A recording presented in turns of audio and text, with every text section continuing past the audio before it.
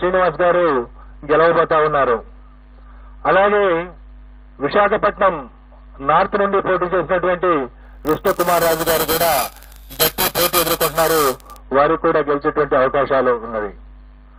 తర్వాత జనసేన 21 స్థానాలు పొందినటువంటి జనసేన 21 అసెంబ్లీ స్థానాలు 2 పార్లమెంటు స్థానాల్లో వాళ్ళు పోటీ చేయడం జరిగింది. జనసేన 2 పార్లమెంటు స్థానాల్లో గెలవబోతా ఉంది. అలాగే అసెంబ్లీ స్థానాల్లో పిఠాపురం నుండి పోటీ చేసినటువంటి జనసేన పార్టీ వ్యవస్థాపక అధ్యక్షులు శ్రీ పవన్ కళ్యాణ్ గారు భారీ మెజార్టీతో గెలవబోతా ఉన్నారు. అలాగే ఆ పార్టీలో మరొక ముఖ్య నాయకుడైనటువంటి శ్రీ నాదెండ్ల మనోహర్ గారు గుంటూరు జిల్లా తెనాలి నుండి గెలవబోతా ఉన్నారు.